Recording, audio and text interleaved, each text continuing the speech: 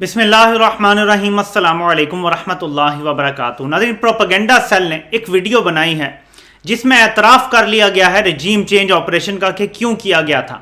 پوری کہانی کیا ہے میں آپ کو بتاتا ہوں۔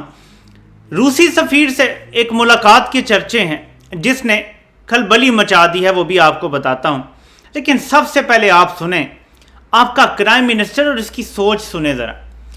باڈی لینگویج سے پتہ چلتا ہے، آپ کے ایٹیٹیوڈ سے پتہ چلتا ہے کہ آپ کس قسم کے ملک کے سربراہ ہیں۔ کیا کوئی غلامانہ سوچ رکھنے والا ملک ہے؟ کیا آزاد سوچ رکھنے والا ملک ہے؟ پہلے آپ یہ 10 سیکنڈ کا کلپ سنیں، آپ کو جھکے ہوئے کندھے، گھبرائی ہوئی آواز، شکست خوردہ وہ آپ کو سنائی دے گی، یہ ذرا سنیں۔ آج ہم کسی دوست ملک میں جاتے ہیں تو وہ کہتے ہیں کہ آئے ہیں مانگنے کے لیے، ٹیلی فون کسی کو کرتے ہیں تو وہ سمجھتے ہیں یہ مانگیں گے ہم سے۔ جہاں جاتے ہیں وہ سمجھتے ہیں ہم مانگنے آ گئے ہیں، جس کو فون کرتے ہیں وہ سمجھتا ہے کہ اب یہ مزید مانگیں گے پیسے۔ جب آپ جائیں گے ترکی، سعودی عرب اور وہاں جا کے آپ یہ کہیں گے کہ میں مانگنے نہیں آیا، مجبوری ہے، تو پھر اگلی بار وہ یہی سوچیں گے۔ یہ آپ کی حرکتوں کی وجہ سے ہے جو آپ لوگوں کو بتا رہے ہیں۔ آپ کہتے ہیں کہ معیشت خراب ہو گئی ہے، 6% پہ گرو کرتی ہوئی معیشت، جس کے تمام اشاریے، میں چیلنج کرتا ہوں، تمام اشاریے فروری مارچ تک مثبت جا رہے تھے، ایک کوئی چیز نہیں بتائی جا سکتی تھی جو نقصان میں تھی۔ کرنٹ اکاؤنٹ ڈیفیسٹ 2-3 مہینے جب ایکسٹریم پرائسز بڑھ گئی پیٹرول کی تو تھوڑا اوپر گیا تھا، وہ بھی فروری مارچ میں کنٹرول کر لیا تھا حکومت نے، یہاں تک کہ جو آخری پورا مہینہ تھا عمران خان کی حکومت کا وہ $500 ملین تک پہنچ گیا تھا، اگر میں صحیح یاد کر رہا ہوں تو تباہی آپ نے مچا دی ہے آ کے۔ اس کے ساتھ آپ مذہبی منافرت بھی پھیلا رہے ہیں۔ تو آتے ہیں دوسری چیز کی طرف۔ ایک تصویر کے چرچے ہیں شیریں مزاری کی روسی سفیر کے ساتھ، اور اس کے پیچھے کہانی ذرا سن لیں۔ شیریں مزاری کہتی ہیں کہ میری بڑی ہی دلچسپ ملاقات ہوئی ہے روس کے سفیر کے ساتھ، دانیلا گانش کے ساتھ۔ کہتی ہیں کہ ایسا لگتا ہے کہ ہم پولیس سٹیٹ بن گئے ہیں، بیکاز جیسے ہی میری سفیر سے ملاقات ختم ہوئی اور وہ نکلے تو اسپیشل برانچ کے لوگ آئے اور وہ پوچھتے رہے، تفتیش کرتے رہے کہ کون سا سفیر تھا، کب آیا، کہاں سے آیا، کیوں آیا، اور یہ ساری معلومات مانگتے رہے۔ کہتی ہیں کہ میرے ملازم کو، میرا جو گارڈ تھا، اس کو کچھ بھی معلومات نہیں تھی اس کے بارے میں۔ یہ صورتحال ناظرین چل رہی ہے پاکستان میں، اور اس صورتحال کے بارے میں کہتے ہیں کہ یہ پولیس اسٹیٹ نہیں ہے، جبکہ صورتحال یہ ہے کہ کوئی بھی بندہ کسی سے ملاقات نہیں کر سکتا۔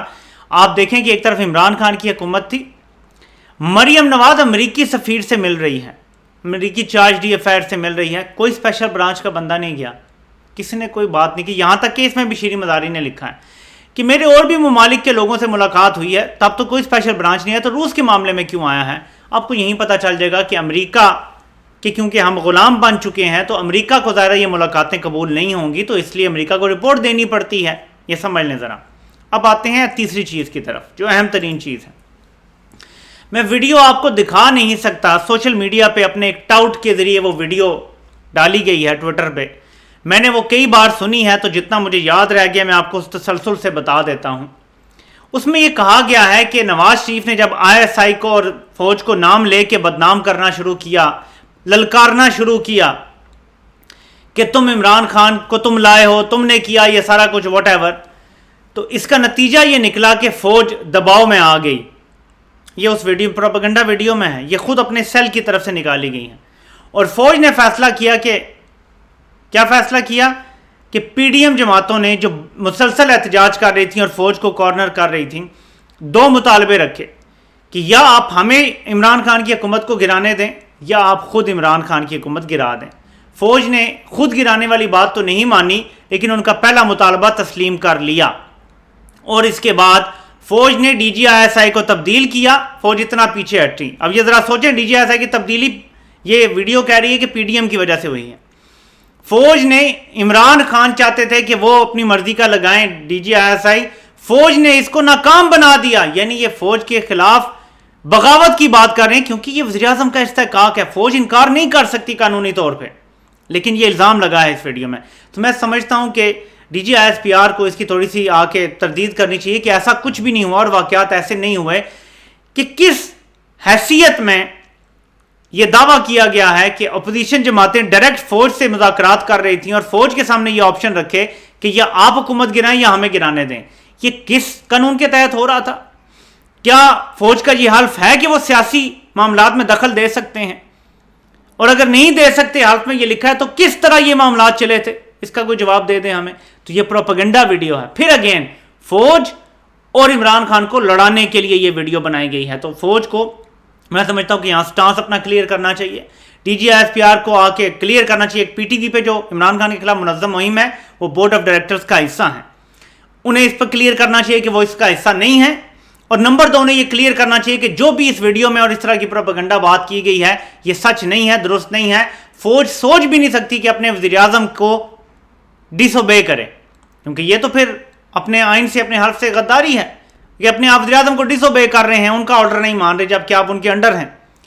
فوج ایک ادارہ ہے جو وزیر اعظم کے انڈر کام کرتا ہے، وزیر اعظم سے اوپر نہیں ہے، وزیر اعظم کو ڈس اوبے نہیں کر سکتا. یہ ڈسپلن کا ایک حصہ ہے اور فوج صاحب سے ڈسپلن ادارہ ہے، اس کو بدنام کرنے کی یہ سازش ہے جو چل رہی ہے. اور اس میں آگے چل کے وہ بولتے ہیں ویڈیو میں کہ آئینی اور قانونی طریقے سے عمران خان کو ہٹایا گیا اور یہ آج کا معاملہ نہیں ہے، یہ کئی سالوں کا معاملہ ہے. مطلب جب سے نواز شریف نے شروع کیا تھا وہاں سے شروع ہوا عمران خان کے خلاف یہ رجیم چینج جو آپریشن تھا. یعنی نواز شریف نے جب پہلی بار اداروں کو للکارا، پکارا، ان کے نام لیے، تو وہیں سے عمران خان کی رجیم چینج آپریشن شروع ہو گیا تھا. یہ اس ویڈیو میں لکھا ہوا ہے، کہا گیا ہے.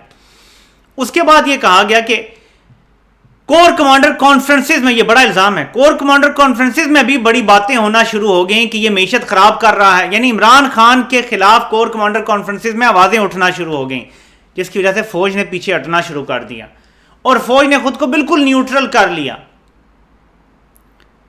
کہ عمران خان نے معیشت خراب کر دی. تو پھر سمپل بات ہے کہ ہمارا ایک سوال ہے اور یہ کلیئر کرنا پڑے گا کہ اگر تب کور کمانڈر کانفرنسز میں یہ باتیں ہو رہی تھیں جب معیشت 6% سے گرو کر رہی تھی، مہنگائی 12% تھی، آپ کی بڑی صنعتوں کی پیداوار تاریخ کی بلند ترین سطح پر تھی، آپ کی ایکسپورٹس تاریخ کی بلند ترین سطح پر تھی، آپ کی ٹیکس کلیکشن تاریخ کی بلند ترین سطح پر تھی، آپ کی زراعت بہترین چل رہی تھی، بلکہ کسانوں نے پچھلے سال ڈیڑھ میں سب سے زیادہ منافع کمایا تھا اور پیسہ کمایا تھا.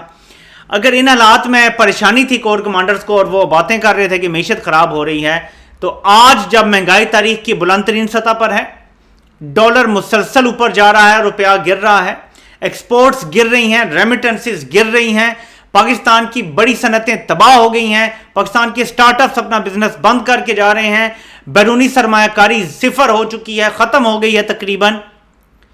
ہمارے جو اوورسیز پاکستانی روشن ڈیجیٹل اکاؤنٹ میں بہت زیادہ پیسہ بھیج رہے تھے وہ بھی کم ہو گیا ہے بہت زیادہ. جب معیشت تباہی کے دھانے پر کھڑی ہے تو آج کیا ہو رہا ہے کوئی ہمیں بتا دے. یا تو یہ جھوٹ ہے بالکل ویڈیو مکمل، نہیں تو پھر ہمیں یہ کلیئر کیا جائے، کیونکہ یہ کور کمانڈرز پر اب الزام لگا ہے اس ویڈیو میں کہ کور کمانڈرز تب کی حکومت کے خلاف باتیں کر رہے تھے میٹنگز میں، جس کی وجہ سے جو بھی ایکشن ہوئے. تو ہمیں یہ سوچنا پڑے گا کہ اگر تب کر رہے تھے تو کیا آج بھی کر رہے ہیں، اور اگر آج کر رہے ہیں تو اس کا نتیجہ کیا ہے کہ کیا آج پی ڈی ایم کی حکومت سے ہاتھ دست شفقت اٹھا لیا گیا ہے یا ابھی تک دست شفقت رکھا ہوا ہے؟ کیا دست شفقت ہے یا نہیں ہے؟ اگر نہیں ہے تو ایم کیو ایم کیوں اب تک ان کے ساتھ ہے، جبکہ تمام سیاسی دماغ استعمال کر کے بیٹھ جائیں، ایم کیو ایم کو کسی طرح سے فائدہ نہیں ہے پی ڈی ایم کے ساتھ کھڑے ہونے کا. جتنا مرضی سیاسی دماغ استعمال کر لیں ان کو کوئی فائدہ نہیں ہے، وہ کیوں کھڑے ہیں؟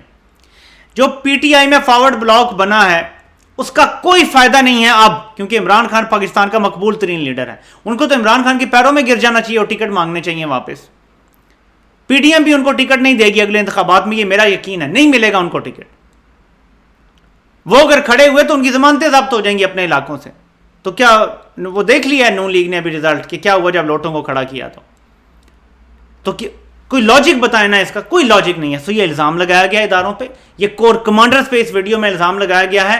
اور یہ جو پروپیگنڈا سیل چل رہا ہے جس کو کینڈی کرش ہیڈ کر رہی ہیں، یہ اس پروپیگنڈا سیل کی ویڈیو ہے. اس میں اور کون کون سے کردار ہیں، کوئی ادارہ نہیں، اس میں کردار کچھ شامل ہیں، وہ بھی بہت جلد بے نقاب ہو کے سامنے آ جائیں گے کہ کون کون سے کردار یہ پروپیگنڈا کر رہے ہیں. لیکن یہ بڑا خطرناک پروپیگنڈا ہے کہ وزیر اعظم کو ڈس اوبے کیا گیا، پھر ایک چلتی حکومت کے خلاف باتیں کی گئیں جہاں سیاسی باتیں ہونی نہیں چاہیے تھیں، اور پھر اپوزیشن سے ملاقاتیں ہوئیں جن میں یہ باتیں طے ہوئیں کہ ٹھیک ہے آپ گرا دیں حکومت، ہم نہیں گراتے. یہ سب سیاسی معاملات ہیں اور یہ بڑے خطرناک الزامات ہیں. ان کی پرزور تردید آنی چاہیے اور شدید غصے کا اظہار بھی کیا جانا چاہیے. ہم یہ نہیں برداشت کر سکتے کہ اہم ترین اداروں کے اوپر اس طرح کے الزامات لگائے جائیں. آپ سے انشاءاللہ پھر ملاقات ہوتی ہے. اللہ پاک آپ سب کا حامی و ناصر ہو. آپ سب کو سننے کا بہت بہت شکریہ.